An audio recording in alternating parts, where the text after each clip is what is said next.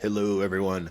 Welcome back to the world's most fantastic podcast. That's right, it's Uncanny Treks covering the John Hickman Fantastic Four run, and it is the penultimate episode of our coverage of the John Hickman run. Although, don't worry, faithful listeners, we'll have 3 other Fantastic Four episodes we'll spit out for you, or I guess more precisely, Future Foundation episodes. But anyway, I am Bob in Cascadia. That is Matt in the Southland. Tonight we are talking Fantastic Four by Hickman, Volume 6, Foundation, issues number 605, 605.1, and 606 through 611. Matt, how are you doing this evening? I always love it when they give us one of those .1 issues, Bob. Yeah, that seems to have mostly died, to which I can only say good. Yeah, I agree with that. I agree 100%.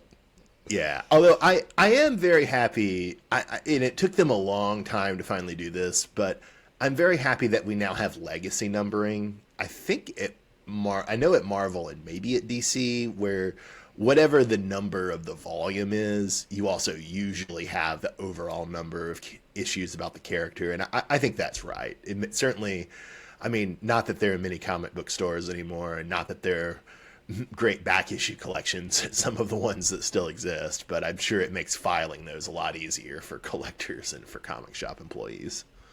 Oh, yeah, and I think, why would you not want the numbering to be traditional so you have the higher numbers? I guess lower number comics sell better, the issue 1 and stuff, but is that really a thing anymore? Yeah.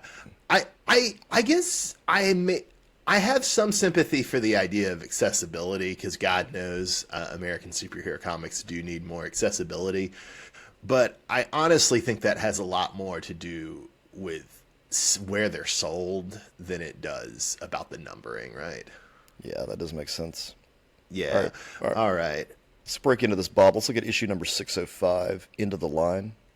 Yeah, and just to say, this has art by Ron Garney, who's also going to do the art, I believe, on 606. Yeah, that's Garney, too. Matt, do you recognize Garney's name or art? Not really, no. Okay, he's done a lot of things. He's been around since the 90s. The 2 things I'm most associated with, he didn't do all of these runs, but he did major parts of them. Jason Aaron on Wolverine, and then Mark Waid on Captain America back in the 90s. All right, so what's the plot for Into the Line, Matt? So, Bob, the plot of Into the Line, Reed and Nathaniel travel to the future to see what they've done to the timeline. And there's one interesting line, Bob, right at the beginning of the issue. Reed and Nathaniel get in their time machine. They shoot back, and Nathaniel says, "I hate that I wasn't there enough when you were younger, but you've got to admit, this is much better than playing catch." And then it shows the future, and also space travel, and people flying cars and stuff. Lots of billboards. Does that seem right? I mean, for me, certainly yes. I think I would rather go to the future than play catch. But on the other hand, it is a little in tension with the rest of the issue, right? Whereas we keep having Nathaniel trying to, and this will be my dialogue of the week at the end, but we keep having Nathaniel trying to discourage Reed from going further, and Reed keeps jumping 1,000 years in the future. Yep, sure does. We find out some very interesting things about the future. Yeah. And at the first jump, Matt, they show us that they're using Herbie as a time probe. Do you like all-purpose Herbie? Yeah, sure. I mean, they can invent whatever they want. I didn't understand. They wanted Herbie out there so they could collect data, right, on what was going on. That was the reasoning. And they can't go out there because they disrupt the timeline. Is that it? I don't think it's disrupt the timeline. I think it's maybe they're more the vibe I got was they were more worried about consequences to themselves, or to themselves, okay, or about their ability to continue traveling or to get back. That's at least how I read it. Yeah, but because I think the time travel to the future got much more complex than what I'm used to. Why do we need a robot to shoot through an invisible field? Okay. Well, I don't think Hickman stories generally have your Back to the Future sense of tight causality. Yeah, they don't like the easy to follow Back to the Future type of causality. They like the complicated. Yes. Just you make it up in your own brain. Well, yeah. I think the idea is that time travel is complicated, but being in the past or future isn't necessarily complicated. Yeah, it is whatever you want it to be, folks. Which is the title of the last collection. Yeah. Yeah. So in the first, one of the things that they do here is they jump millennium Right. So first Right. they show up in the 31st century, and in the 31st century, Earth is spread out into the galaxy, and it's allied with both the Shi'ar and the Badoon, who we know the Shi'ar, and we've talked a Right. little bit about the Badoon and their relation to the Inhumans in this run, and they're allied against the Kree and the Skrull. The Kree have defeated the Skrull and enslaved them, and there aren't many left, and so we have the Baxter buildings instead of the Baxter building. The Future Foundation seems to be functioning rather like the Legion of Superheroes Academy. And we have a Fantastic Four still rocking with Franklin and Ben as the two constants. And then we have a Fire Lord looking guy and a Spider Woman looking gal as the other two members. All right, so I'm going to assume that is Fire Lord, Bob, because isn't Fire Lord was a herald to Galactus, so he lives a long time. I don't know, man. It doesn't look that much like Firelord. I mean, it looks sort of like Firelord, but not that much like Firelord. He's even got the stick and everything. He does have the stick. Firelord was a Herald of Galactus, and we had an action figure of him in the 90s. That said, I guess being a Herald of Galactus makes you live longer. I never thought about it, but probably it does, but was Firelord even one for that long? So does he become one again? I don't know. Maybe. Doesn't Galactus has transformed him into Fire Lord, I believe. I don't know who the Fire Lord is without the Fire Lord powers. That's probably right, but yeah. There's a few key Fantastic Four runs I've focused on, and beyond that, I've let the comic drift past me. Gotcha. So yeah, that's the 31st century, and this is also the point where we have Reed say this to his father, that apparently Ben doesn't age in his rock form, and so a side effect of the serum that he suspected but now he feels confirmed is that Ben only ages when he's out of the rock form. Although I guess now that I think about it, maybe the wording is a little ambiguous. Was he aging before the serum and it's the serum that makes him so long-lived, or was it the cosmic radiation? And if anything, the serum is hastening his decline. I guess that's a little ambiguous. But anyway, it's a little bit, Reed, maybe you should have told Ben this already, buddy. Now that Reed knows that Ben is going to live for almost 4,000 years, he's going to continue searching for some cure for Ben, just using that as his drive for it in hopes of altering the timeline. But I doubt it's going to happen. I think Ben is going to live that long. It must really suck, too, when he transforms back into his human self in the 51st century for a day. What does he do? Yeah. Just totally decrepit with age. Yeah, he's got nobody to hang out with. He's just an 80-year-old man. All of his human friends are gone. No Alicia. She's been dead for thousands of years. Yeah, that is sad. That is sad. Yeah, Can he even remember her name? Ugh. Yeah, but that's the weird thing, that Ben Grimm to me is more sympathetic now than he was before. Yeah. It's certainly something. I mean, the dark angle to this might be that the criticism that Valeria and the Future Foundation had of Reed was that he was thinking of this as an all or nothing problem. And so in that spirit, maybe the thing Reed needs to find is not a cure, but a euthanasia option for Ben if he chooses to take it, which is very dark. Here's what to blow your head off. Yeah. So we keep going to the 41st century, and let's see. That's the one where Ben is presiding over the graduation from the Future Foundation, right? Right, yeah. And he's got this rock beard. He's rocking He's got a rock beard. Yeah, which I took it. You took it as a rock beard. I took it as his rock skin on his chin is sagging. Oh, okay. But a rock beard's much cooler. But I don't know how a rock beard works that way. I just thought maybe his rock has started to sag a bit around his chin. This gets us into Hellboy territory, where in the movies, Hellboy has to saw down his devil horns. Yeah, I mean, I guess rock grow. I mean, rock continues to grow, but only through magma and stuff. Rock being pushed up to form more rock. I don't know how that works with Ben. I don't know. So maybe Ben's internal organs are functioning as shifting. magma. I don't know. Yeah, or shifting. He's got his own plates inside his face that just shift and cause the. I don't know. There's a lot of weird science going on there that I don't understand. I'm thinking of him having a very weird pickup line for Alicia that's something like, "Hey baby, the tectonic plates are shifting." Or Alicia's great granddaughter. Yeah, I think you just made that needlessly creepy, Matt. Yeah, you're welcome. All right. So in the 51st century, well, I think Franklin had already left in the 41st century, but Franklin's out being a god, basically. And so in the 51st century, Ben is lonely for Franklin. He's talking to the Fantastic Four statues, and he hasn't had a hamburger since the 36th century. So this is when Reed maybe really starts to feel guilty, yeah. Yeah, this is when Reed is considering giving him the ultimate nullifier. And then we jump 1,000 years more, and we have the 61st century. Ben's dead, and he's being mourned by Franklin, which was a very sweet scene. 4,000 years old. I think that, Matt, this comic presents that as a terrible thing. A lot of science fiction does that. I'm happy to live. As long as I'm in relative comfort, I'm happy to live as long as I can. I see death as pretty much always a bad thing, and I'm absent. As long as that quality of life maintains, I'm happy to put it off for quite some time. All right, Bob. We're going to put you in a rock form. I mean, in some ways, I think I would temperamentally take the rock form a lot better than Ben. That's what I'm saying, Bob. If you're, it's one thing if you just live to be 4,000 years old, but you're 4,000 years old as Ben Grimm is the thing. Well, and I think Ben's personality isn't very well suited to outliving all of his friends and handling that, yeah. Yeah. Whereas I like my friends, but I'm a cold, solitary man, and so I'm not so bothered. I'll think of you fondly, Matt, but not that often. Oh, thanks, Bob. Makes my heart sore. Appreciate it. So, Matt, where do you stand on this? Do you want immortality or just a longer life? Yeah, I'd probably just prefer a longer life. I don't think I want immortality.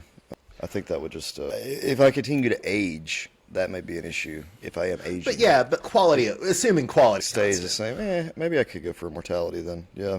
I don't want to age up as much with the immortality piece. That to stick where I'm at right now. Yeah, maybe a couple of years ago. Yeah, we can't go much further until death starts seeming a relief. So right. we're about at the stopping point. The end of the issue is very sweet, though. It's Reed deciding to spend time with his friends. So it's Reed, Ben, and Bentley watching boxing. That was a very sweet ending. Yeah, and I couldn't figure out which fight was going on, Bob, on the screen because it's strange as they took an actual boxing match and just blurred it on the screen. Yeah, it's so blurry that you can't really see anybody. It's 2012, so I was looking at a list of fights in 2012, and that fight where Martinez knocked out Pacquiao is 2012, although it's later in 2012, and this is earlier in 2012. So I don't know. Also, the way Ben describes it, it seems one of the fighters has a bad guy reputation, so it makes you think it's Floyd Mayweather or somebody, but I don't know if Mayweather had I don't think he had any big fights in 2012. And I mean, some people dislike Manny Pacquiao, but I don't really think of Pacquiao as a bad guy, nor do I think of Martinez as a bad guy. So I'm not really sure what fight it should be. I don't know that much about boxing, though. Yeah, it's two white guys, too, so it's probably not Floyd Mayweather. Oh, was it what? Were they white? Yeah. Okay, well, then it's not Pacquiao and Martinez, because they're Filipino and Latino. So, anyway. Oh, well. So, number 605.1's origin story. Matt, do you know the artist Mike Choi? No. He does a lot of covers. Sometimes I think he gets commissioned. I mean, I don't want to disrespect him because I think he's a good artist, and I actually don't like Darwin Cook. But I think sometimes he's the Darwin Cook we have at home, if that makes sense. But again, Darwin Cook sucks, and I much prefer Mike Choi's art, to be clear. When you can't get Darwin Cook, you hire Mike Choi. Yeah, but he'll draw your Nazi Fantastic Four. Darwin Cook did before Watchmen, man. No respect. And I'm sorry he died young of cancer. That sucks. But in terms of output, Darwin Cook never did an original thing in his whole career. It's all just adaptations. He did that terrible New Frontier comic where Ted Grant beats Muhammad Ali in a boxing match. It's the most racist thing I've ever seen. I mean, not really, but still, it's so dumb. I hate that comic so much. Yeah, that sounds pretty dumb, Bob. Anyway, let's talk about this comic. Let's talk about this comic where the Fantastic Four are Nazis. Yeah, but Mike Choi, best known for Best known for Kyle and Yost X-Force, Matt. That was the black-suited X-Force that came before Uncanny X-Force. Yeah. Yes. Not all of that, but some of that. So what's the plot of Origin Story 605.1, Matt? Well, Bob, we experienced the origin of the Fantastic Four on a Nazi-ruled Earth. Yeah, Matt. So we have a bit of a fake out here. Did you fall for it? Were you initially, this is going to be a boring origin issue, and then it's a boring origin issue on a Nazi Earth? It's an Elseworlds issue, Bob. Yeah. But in the sense that in Marvel, the Elseworlds actually impact the main timeline. Exactly. It fooled me too. When I started reading it, I remembered that it did this, but initially I was just, oh man, maybe we should drop this. It's just an origin story. Who cares? Yeah. And we have a lot of messed up stuff in this. We have Reed getting Ben out of a concentration camp since Ben is Jewish. We have Johnny and Sue as bloodthirsty Nazi sadists. We have Nazi Reed harvesting part of Doom's brain and then implanting it in his own. We have Nazi Reed setting Ben loose to kill Adolf Hitler and Johnny and Sue, although, I mean, to be clear, they all three have it coming. We then have Nazi Reed facing down Rogue and Magneto and many of the other heroes in this version of Earth, and then destroying his universe with the Infinity Gauntlet. You also have this really strange outfit that they wear that has the 3 on the chest, which I guess that represents the Third Reich, but it can imply that Ben doesn't count as part of the team, and there's just three of the there's just the 3 of them, which that's really sad. Poor Ben. Good job. Yeah, this is a very disturbing but very, very good episode, or very good issue. The one thing I was a little confused by at the end, so at the end, the narration seems to me to imply that Nazi Reed is the founder of the Council of Reeds, and we find out that Nazi Reed is the bearded Reed, because his beard grew while he was floating in the ashes of his destroyed universe for a long time. But so if the narration implies that Nazi Reed is the founder of the Council of Reeds, I would say the art more implies that Nazi Reed just joined the council, because the art makes it look the council was already there. Did that confuse you too a little bit? Yeah, I mean, there's 2 of them there to greet him with their glove or whatever. So yeah, but it was already there. I think you're right. Well, but the way he writes the narration, I think it really does imply that he's the founder. Yeah, I don't know, Bob. It really changes though my whole view on the Council of Reeds, knowing that it was created by a Nazi. Yeah. or even if it wasn't created by a Nazi, which I think I tend to favor the narration over the art here.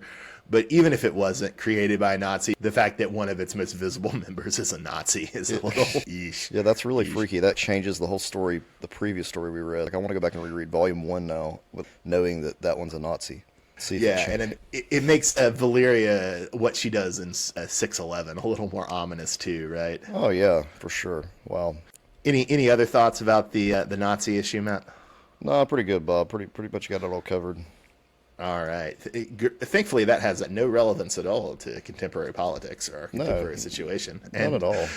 Yeah, grateful for that lack of connection. We can move on to 606, Adventures in Red, back on Ron Garney art. What goes down in the plot and Adventures in Red? Hold on, Bob. I want to follow what you just said there. Wouldn't it be hilarious if in the last page all the Reeds had MAGA hats? That would be funny, Matt, but I think the greater force for Nazism in America is the current administration that's actively abetting a genocide. I think. Are you trying to say, Bob, that I've been affected by the false narrative? Look, man, I'm saying that I fully expect the Trump administration to make the genocide in Gaza worse. But I'm just saying it's a Democrat genocide that right now. Israel literally could not be continuing the operation if we were not arming them. So what if all the Reeds were drawn as Sleepy Joe? That would be even better, right? Yeah. Well, I mean, that is a council of Sleepy Joes. The Council of Sleepy Joes, man. Joes from across the multiverse. Oh God, it's so depressing. All right, 606, Adventures in Red. The Fantastic Four goes on a dangerous mission in a hostile red environment. Nice. So, did the cover to this one give you flashbacks to last week's Celestial trying to fit through the portal of the bridge, Matt?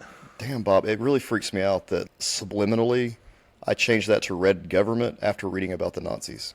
That freaks me out. All right, back to what you were saying. Yes, about the cover. So yes, Bob, seeing the bridge, yes, did bring back those the flashbacks to what the previous issues. And So stuff. what Matt's saying is he's getting both subliminal political and subliminal sexual messaging from these comics. That's what I'm hearing. That's exactly what's happening with Jonathan Hickman's Fantastic Four run, Bob. Yes. So, this is a fun, old school Fantastic Four as Star Trek thing. And then we have the reveal, right, that they're doing the movie Fantastic Voyage on Willie Lumpkin because he has some sort of brain cancer. Did you enjoy that reveal, Matt? I did, Bob. And this whole issue just gave me a flashback to the old school cartoons. Them going on a little adventure together. There wasn't a whole lot of crazy cosmic type stuff going on. Just they were trying to help their friend, and they just traveled somewhere in their little Fantastic car. Well, and that's the nice thing to me about the FF is their default plot shouldn't be the FF beat up the Mole Master, the Mole Man, or the Puppet Master, or the Wizard. The default FF story should be, a Star Trek plot, right? Yeah, they're trying to help someone. They're trying to make things better. So to keep things moving and make things better, number 607 is Inert. The art on this one is by Giuseppe Camicoli, who also did the next issue, 608, City of the Dead. He's probably most famous, he's Italian obviously, probably most famous for doing a lot of art on Superior Spider-Man. You read that, right, Matt? I did read Superior Spider-Man, yes. Art's pretty good. I like the style. Yeah, it's a fun style. It's a fun style. So what goes down in the plot of Inert? So Reed thinks he's bringing the Future Foundation kids to Wakanda to a field trip and to economically advise the kingdom after the inertization of vibranium, but T'Challa actually needs Reed to accompany him on a knowledge quest into the underworld. Yeah, and so this issue is happening in the context of Black Panther's own continuity. I've read a lot of Black Panther comics, most of them, but I have to shamefully confess I haven't read the ones that this is spinning out of. I believe it's an event miniseries called Doom War, and the previously on in this issue explains that in Doom War, T'Challa renders all the vibranium inert to thwart Doom, and then and for some reason, Shuri replaces T'Challa as the Black Panther. Yeah, this has happened so many times now, it's getting a bit ridiculous. What's the so many times? Him getting replaced by Shuri and him losing his kingdom. I think or not losing his kingdom, but no longer being king. Losing the crown is not an uncommon Black Panther plot. I think it happens in the Big Priest series, which is 60-odd issues. It happens in Doom War. It definitely we read the John Ridley Black Panther run last year. It happens in that. So that's a pretty familiar plot. This definitely was the first time Shuri was made the Black Panther, and she pretty much she's not always the quote unquote Black Panther going forward, but I think she stays very prominent because of this. I will say that Shuri's outfit is way cooler here than the other outfits I've seen her in. Good design. Yeah. It's good. It's good design. It's good design. So an early bit in this I really loved is we see Bentley talking a lot of trash about T'Challa having lost his throne and then being very intimidated when he actually runs into T'Challa. Yeah, Bentley always talking shit, Bob, but Bentley needs to watch it. Apparently, T'Challa seems more amused than anything and agrees to see if he can facilitate an elephant ride for Bentley. Yeah, he handled that well. He could have gone off on Bentley and just smacked him if he wanted to. Yeah. No one would have objected, least of all Val. Yeah. So we have a lot of flashbacks in this issue and the next issue that are doing Wakanda and Egyptian mythology, although that's not really the right word because in the context of the Marvel universe, it's this documentary filmmaking people. It's not mythology. But here we see Anubis, one of the Egyptian gods of the dead, if I'm not mistaken, the jackal-headed god, having defeated Amun-Ra, who's a version of the main god, the sky god, the sun god. So I really liked all these flashbacks of the Egyptian and the Wakandan gods. I thought that was very cool. Yeah, and you got this cat god with the boobies. Yeah, we'll talk about her in the next one where she shows up. But yeah, that's Bast. I also really love the thing where T'Challa doesn't need Reed's advice about Wakandan economics. He's already been divesting from vibranium and investing the proceeds. And I will say two of my favorite uses of Wakanda are in Priest early aughts Black Panther series, and then the recent Jason Aaron Avengers series, which both give a semi-realistic look about if Wakanda were a real state and it were the world's superpower because of its vibranium reserves or because of the money it made off its vibranium reserves, the U.S. wouldn't deal with that very well, Matt. Oh, no, they wouldn't. They would want to turn Wakanda into this democracy. They'd probably just pluck the vibranium from the people's hands if they given the opportunity. So they could sell it and make a fortune. And by democracy, we mean that you have to run your economy like we say so, and you can't have any leaders we disapprove. That's what democracy means, man. That's right. And your new leader, guys, Tony Stark. Yeah, Tony Stark, president of Wakanda, baby. Did you have any thoughts on the moloid and the elephant mask? No, Bob. No comment. So just a moloid being an animal. Jeez, Matt, why are you so racist against the moloids? My God, just bringing the heat against the moloids. They're all right, Bob. I love moloids. I'm all about the moloids. Oh, man. Also in this line, I believe we had the debut of what's basically the catchphrase of Hickman's new Avengers series, Everything Dies. And between that and all the Wakandan death mythology in these two issues, it really is Hickman setting up his new Avengers. Matt, I know we need a long break from Hickman after this. Hickman's great, but 10 episodes is a lot, so we need a long break. But sometime we should tackle Hickman's Avengers run. It's very interesting. Oh, I agree, and I'm down for that. I need a palate cleanse for a moment before we move into that. Though. Yeah, and by a moment, months. Yeah. Because after reading all the Hickman X-Men and then all this, I'm a little Hickmaned out. Yeah.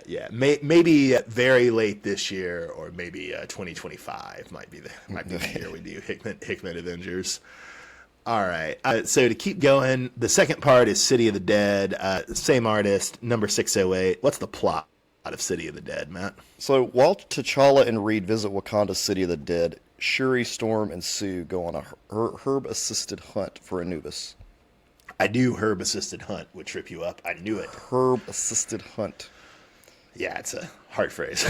So this is also, I said it, the last issue was foreshadowing Hickman's new Avengers run, which this is Hickman's Fantastic Four run closing down.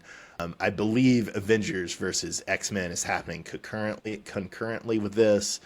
And then we have Marvel Now launched after that, and Hickman does Avengers and Marvel Now. So what we're having here is foreshadowing of Namor with the Phoenix power flooding Wakanda in AVX. And Matt, you may remember that from a not great movie called Black Panther 2. Yeah, it was pretty bad, Black Panther 2. So bad we didn't even review it, right? I don't think we did. Yeah, I think we figured that we're sad Chadwick Boseman died, and we're sad that Marvel made a terrible movie to pay tribute to him, and so it was probably best just to not say anything at all about it. Yeah, that's true. Yeah, it was not that great. In fact, I really don't remember much about that film. That's why a Marvel movie's bad, when you don't remember anything from it months later. Oh, I remember three things, one good and two terrible. The good thing is Maya Namor was pretty interesting. You gotta give it up to Maya Namor, I think. The two bad things, one is just silly, the other is absolutely, I think, disrespectful. The silly thing is that it turns into an Iron Man movie with Shuri and all the Dora Milaje having armor in the climax, and it's so dumb. That sucked. I mean, why turn a Black Panther movie into an Iron Man movie? I don't get it. And then the other thing was, remember how they did the funeral for T'Challa at the start of Black Panther 2? Yeah. You remember how they then did a funeral for T'Challa's mother that went on, the actress of whom is not dead, that went on far longer than the funeral for the star of the first movie? It was very strange. That is very strange. Yeah, there was a lot of death in that film. I forgot about Angela Bassett's character dying, the Queen. You think they wouldn't have killed two characters in that one film? That's just had two funerals. That's dumb. It just cheapens the one they did, right? Yeah. It's so weird. And that just seemed common sense. To go back to your Yeah. Iron Man thing, Bob, when they look at these movies and they analyze them, they go, people like that last film where Iron Man did all that crap at the end of the film. Let's have him do it here in the Black Panther movie. That's literally the logic, I think, that just But I think goes it's through. just insane logic, not just because it's crossing the franchises, but people don't like the armor stuff in the Iron Man movies. They like the Iron Man movies because Robert Downey Jr. and Gwyneth Paltrow are charming.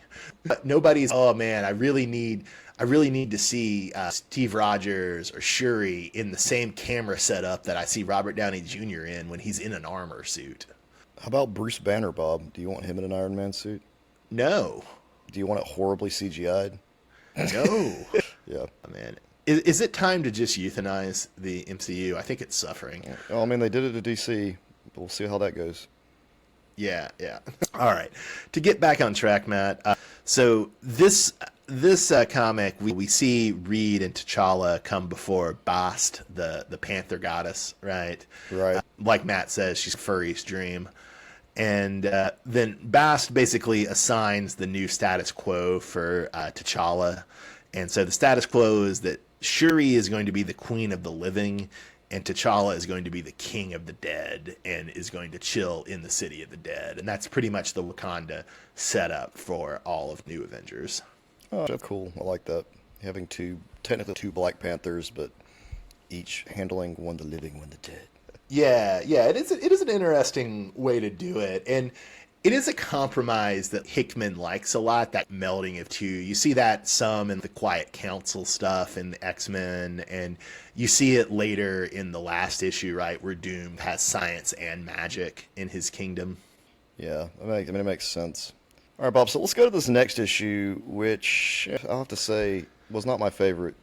Yeah, so this is Godship number 609. All of the art from here on out is Ryan Stegman. Matt, do you recognize Stegman's name at all? No. He did the Donny Cates Venom series recently, which was pretty good.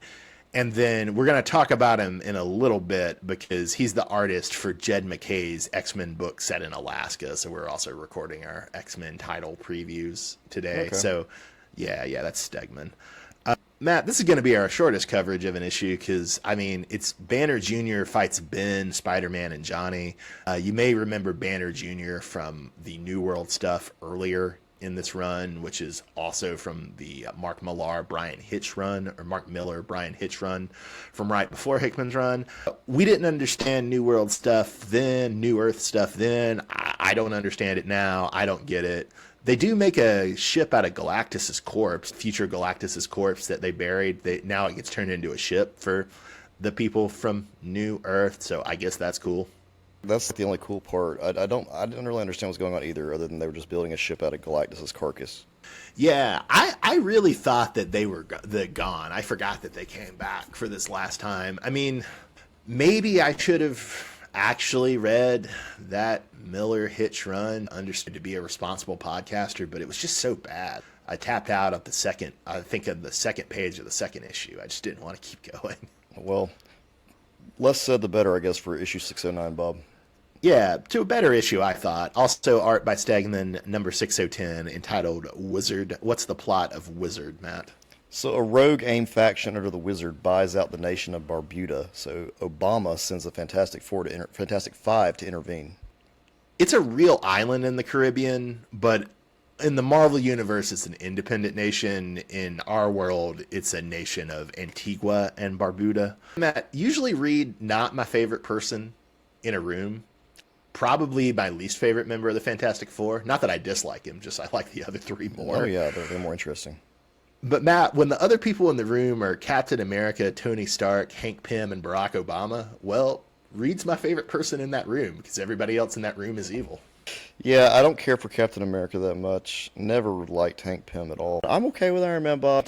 Can I say an edgy joke, Matt? Sure, Bob. Give me the edgy joke. Reed Richards is the man in that room least likely to do a domestic violence.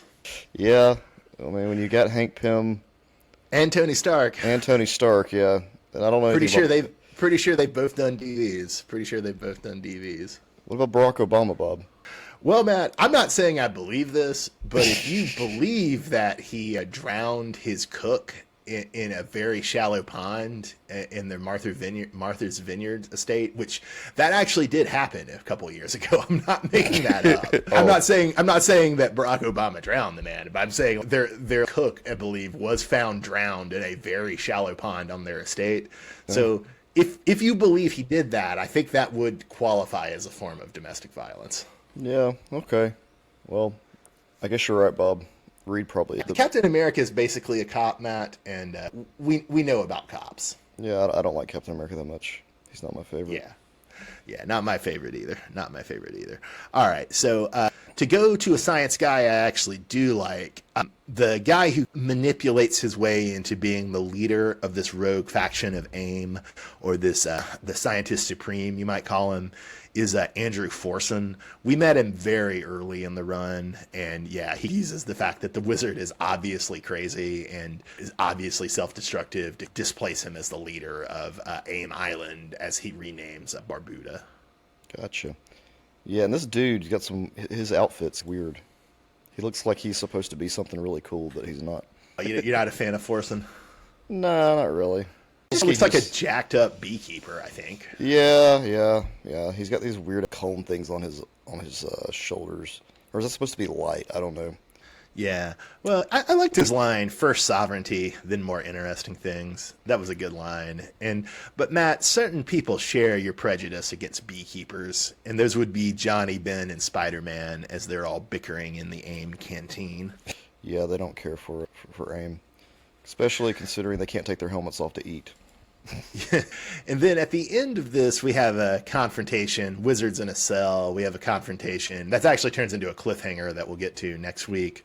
But we have Reed having a confrontation with the wizard, and then we have the wizard's errant son, a.k.a. clone Bentley, having a conversation with the wizard.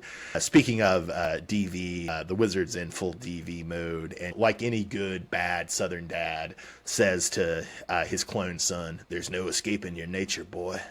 Yeah, Bentley, please don't put the helmet on. Don't do it. Yeah, don't put the helmet on. Will he put the helmet on? We'll see next week. But in the meantime, our last issue of the main Fantastic Four series, although we still have a whole episode on Future Foundation, or FF, to go, but it's 611, called Foundation. Matt, what's the plot of Foundation? Future Valeria rallies Reed and Nathaniel to save Doom from Doom World. Yeah. So did you like the early scenes of Doom basically reenacting the Book of Genesis, Matt? Oh, yeah, it's wonderful. It has every day what he did. Just beautiful. But Doom doesn't get to rest, Matt. Some might say that's because he's a better god than God. Others might say it's because he's a worse god, because he doesn't make things stable enough where he can rest. Yeah, Doom gets overtaken by his own creation. Yeah. Like I said before, I really do like the parallel nature of Doom World, where it reflects his interest in both science and magic. And in the end, we're left with the Reeds have tried to rule from the bridge. Doom has tried to rule from the bridge. Neither worked out. So now it's Future Valeria's turn. Yep, and Future Valeria, she gets it figured out. She saves Uncle Doom. Any overall thoughts about this volume, Matt, before we go into favorite dialogue and such? It's broken up into different pieces. It's not one continual story like we've seen the last couple of volumes. These are almost separate stories, each in of themselves, each highlighting a different aspect of the Fantastic Four. The last issue, 611, was more about, even though Doom is the sworn enemy of the Fantastic Four, in this case, they're able to come and they rescue him and make a big deal out of it, and Reed gets up in the middle of the night to save him. That's cool. You're seeing that sort of thing. Yeah. But then go back all the way to 605, and there you're looking at spanning timelines and seeing Reed's relationship with the Thing, Reed's relationship with Ben, how that's impacted, and how he's having to be a better person to Ben now because he realizes that Ben's going to live forever. This is almost, in a sense, Reed's redemption in two of the issues, but then the rest of it is all just Fantastic Four going on just a little adventure to save their friend with a tumor, and then you had this New World thing, which I guess maybe back then that angst was okay. I don't know if we would care about it if we had read the Miller run or not. I really yeah. I don't get it. That's the one thing. It just sticks out like a sore thumb. And then the whole basically an alternate issue where you're looking at, okay, this is what the Fantastic Four could have been had they not had the same origin story. you get a mixture of just different things going on here that don't necessarily fit all together, but they do fit together in the bigger picture, just not the bigger Yeah. part of this volume.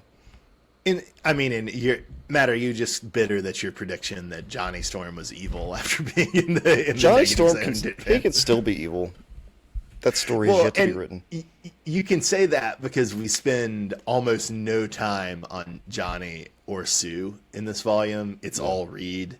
And with the first issue, 605, is about Ben, but you were saying it's more about Reed's relationship with Ben than Ben himself. So are these just issues? Are these almost issues that Hickman just wanted to get out before the end of his run? The last volume we read was the end. This is almost the epilogue. Yeah. The last volume was the climax, and this was the epilogue. Some of this is setting, specifically the Black Panther two-parter and the AIM Island issue are setting up stuff he's going to do in Avengers. Then 609, that's the one with the Defenders of the Future or whatever. That's just house cleaning, right? Right. And I would say... yes, in a way, 605.1 is house cleaning too, because it's just showing you one more facet of the Council of Reeds. And then now 610 though, the Wizard. Bob, let's move it for real quick. 610 the Wizard, is it setting up a potential plot for Future Foundation? Is that in the next? Well, no, it's a cliffhanger that Future Foundation will resolve In the next, but the stuff that's okay. in the next trade. And you're also, I think you're going to see, if I remember correctly, 2 issues of Future Foundation, or what are the FF kids up to while the Fantastic Four is in Wakanda. Yeah. Okay. So, but the part that set it, the AIM Island stuff is set up for Hickman's Avengers, right? Yeah. Yeah, I feel there's some setup here, but there's also, he's setting things up for the rest of his run, but then he also brought everything back to the status quo by bringing Doom back from his issue. So yeah, well, and he needs to tie off the Wizard and Bentley plot line. He needs to, and then I would say 605 and 611 are probably the most important ones, right? Oh yes, for sure. They're the 2 issues. If you read those, I mean, you're good. The rest is just filler. Yeah. 611 is a climax it's not as big as the climax in volume 5, but it's a climax for the run again. And then 605 is a thing Hickman always likes to do.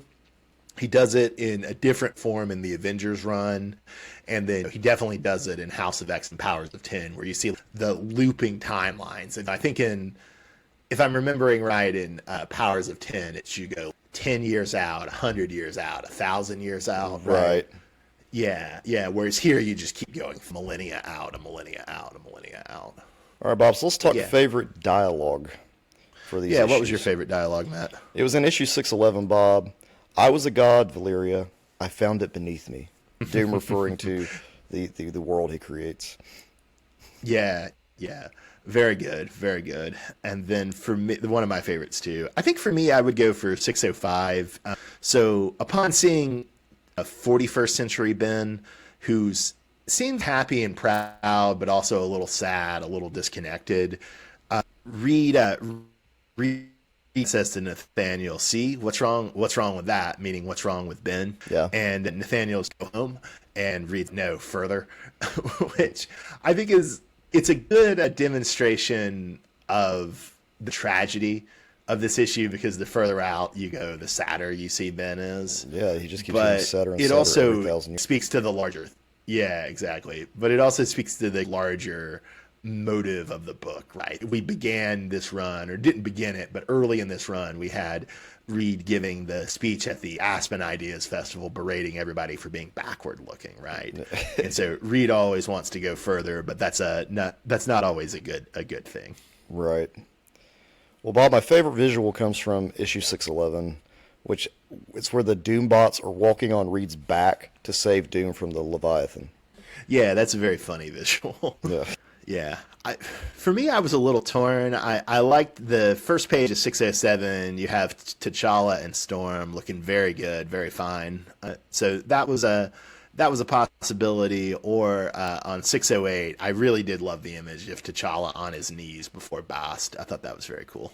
Matt, do you have any thoughts on on Storm and T'Challa as a couple. This is right before they get a divorce in AVX. I always liked it. I thought it was a neat spin with the X-Men piece. Anytime you bring the X-Men to something else in Marvel property, I think it's cool. Yeah, yeah, I think I dig it too. Certainly in Jerry Duggan's Marauders, they did some good things with Storm and Panther being X's. All right, Matt. What was your favorite issue of these? What was it? 7? Yeah, 611 was my favorite. I mean, I really think Yeah, it's yeah. between 611 and the first issue, 605. Okay, okay. I can definitely see that those are two of the strongest ones. I really like the Wakanda two-parter though, in part because I've read New Avengers, and so I get to do the Leo meme. But I'll say 608. But yeah, 605 and 611 are tremendous too. All right, about favorite character, I am going with Ben Grimm, the Thing, just because that's how sympathetic of a character he is, even more so now. I just feel bad for him. Yeah, yeah. Although, like we said, that's wholly driven by 605, Yeah, right? right. Yeah. For me, I'll give it to T'Challa, but there's a lot of great Reed and Val stuff in this trade, to be sure. So I'll say T'Challa, but easily could have been Reed or Val. All right. So next time we're wrapping off the Hickman run. We're doing the 4th volume of Future Foundation, or you could call it Fantastic Four by Hickman 7. We can finally get off the decimals. The title is You're Whatever You Want to Be. It's FF Volume 1 or Future Foundation 17 through 23, and we will look forward to seeing you there, dear listener. Thanks for listening.